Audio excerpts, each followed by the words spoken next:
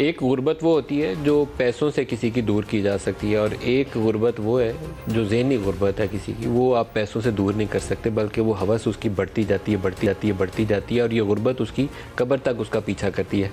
वो तमाम लोग जिनका ये तोशा खाना की फ़हरिस्त जारी हुई और उसके अंदर नाम आया और करोड़ों रुपए के तहफ़ वो अपने घरों में ले गए, बशमूल नवाज़ शरीफ, बशमूल आसिफ ज़रदारी, बशमूल इमरान खान जो सबसे पारसाई का दावादार हैं और रियासत मदीना उन्होंने बनानी थी, सब बेशर्म नज़र आए मुझे माजरत के साथ, क्योंकि इनमें से कोई भी गरीब शख्स नहीं है माली एतबार से, बड़ी जायदाद के मालिक हैं। सैकड़ों कनाल तो इमरान खान का 300 कनाल का तो घर है बनी गाला में जहाँ रहते हैं, और भी इनकी ज़मीनें काफ़ी तादाद में इनके पास मौजूद है, अच्छी खासी माली हैसियत है। नवाज़ शरीफ कहते थे कि मेरे वालिद की तो फैक्ट्रियाँ तब थी कि आज से 40-50 साल पहले। आसिफ ज़रदारी साहब ढेरों शुगर मिलों के मालिक हैं, और आपको पता चले कि घड़ियाँ भी सब ने ली हुई हैं, गाड़ियाँ भी सब ने ली हुई हैं, और जिसको मौका मिलता है सिर्फ दूसरे के ऊपर उंगली उठाने का, सिर्फ उंगली उठाता रहे। इमरान खान जब तक ख़ुद वज़ीर-ए-आज़म नहीं थे बने, वो दूसरों को कहते थे कि ये बेशर्म शख्स हीरों का हार अपने घर ले गया। वही इमरान खान वज़ीर-ए-आज़म बनते हैं तो हीरों का हार अपने घर भी ले जाते हैं।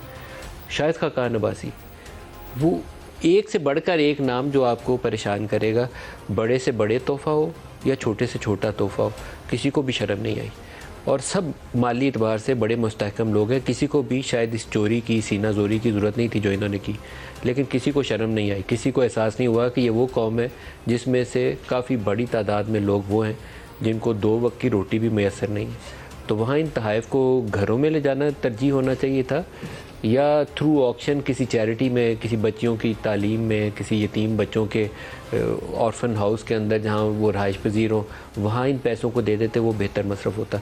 कभी घर में बैठ के तन्हाई में सोचें कि क्या वो 10 करोड़ के हार, एक एक हार जो अपनी बीवी के लिए ले गए, वो इनको घरों में ले जाना चाहिए था, या यतीम नादार बच्चियों के लिए डोनेट करना चाहिए था। थ्रू ऑक्शन हो सकता है वो 10 करोड़ का 25-30 करोड़ का बिक जाता, और मुझे कभी यकीन है कि जो वैल्यूएशन ऊपर तोशा खाना की फ़हरिस्त के अंदर दर्ज है, उसमें से किसी एक ने भी दुरुस्त वैल्यूएशन का अंदाज भी नहीं किया होगा। जिसने 10 करोड़ लिखा हुआ है, हो सकता है उसकी मालियत 20-25 करोड़ हो, क्योंकि अंदर उसके कोई हीरे, कोई जवाहरात, कोई ऐसी नायाब चीज़ें जुड़ी होंगी। वैसे तो 10 करोड़ सोना कोई गले में डाल ही नहीं सकता, मैं तो ये तसव्वुर भी मेरे लिए मुहाल है कि 10 करोड़ का सोना गले में कैसे डालेगा। तो उसके अंदर कुछ ऐसे नायाब किस्म के हीरे या जवाहरात होंगे, तभी उसकी इतनी मालियत बनती है। तो क्या शर्म नहीं आई किसी एक को भी अपने घर ले जाते हुए? सब एक जैसे हैं, सिर्फ नारे के लिए, तकरीर के लिए दूसरे को चोर और अपने आप को सबसे बड़ा पारसा और नेक आदमी करार देते हैं। कोई फ़र्क ही नहीं है। इमरान खान और आसिफ ज़रदारी और नवाज़ शरीफ एक ही सफ़ में खड़े हैं, सिर्फ अपनी बारी में दूसरों को ललकारते हैं, इसके अलावा कुछ नहीं है। वही रियाज मलिक के बेनिफिशरी आसिफ अली ज़रदारी भी हैं, अगर बहरिया टाउन कराची का मामला आप देखें, और वही रियाज मलिक के बेनिफिशरी इमरान खान भी हैं, अगर अलकादर की 450 कनाल ज़मीन एक और बनी गाला के अंदर 150-200 कनाल दूसरी ज़मीन शामिल कर लें, तो फ़र्क किस में रह गया? कौम को गुमराह करने के लिए नारे मारते हैं, बस इसके अलावा कुछ नहीं है। अल्लाह पाक इनको हिदायत दे, इस कौम का हल इनके पास नहीं है, ये बात आप लिख लीजिए। अल्लाह पाक ये निज़ाम आगे चलाए, इसमें मजबूती लाए, और वो लोग एक प्रोसेस से निकल कर आगे आएँ जो इस कौम के मसलों का हल लेकर आगे चलें, जिनके पाँव इस ज़मीन के ऊपर हों और उनका मुस्तकबिल भी इसी ज़मीन से वाबस्ता हो, वो इसका हल देंगे। ना इस ब्यूरोक्रेसी के अंदर आपको वो चीज़ें नज़र आएंगी, और ना आपको इस इस्टेब्लिशमेंट के अंदर वो चीज़ें नज़र आएंगी। सब ने अपना माल पानी बनाया हुआ है। जनरल मुशर्रफ का नाम उठा लेंगे तो अल्लाह पाक उनकी मग़फ़िरत फरमाए, अब दुनिया में नहीं है, उनके भी अंदर वही आपको लिस्टें लिखी नज़र आएंगी। बाहर से लाए गए तजर्बात शौकत अज़ीज़ के आप पढ़ लेंगे तो उसके अंदर भी आपको वही फ़हरिस्त नज़र आएगी। तो कोई एक बंदा बचा नहीं है। मैं मिसाल दे दूँ कि आपको कि बड़ा नेक आदमी था, इसने अपने दौर में बड़ी अच्छाई की थी, इसने कोई माल पानी नहीं बनाया।